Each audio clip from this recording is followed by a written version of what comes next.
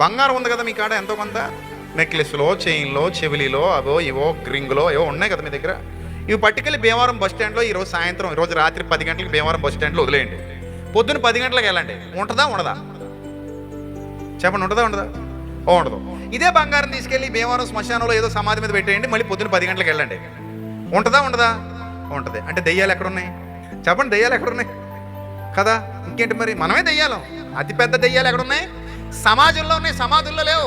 నిన్నగాక మొన్న మనం ఒక న్యూస్ చూసాం. 4 ఏళ్ల చిన్నారిని ఒక నీచుడు ఏం చేశాడు?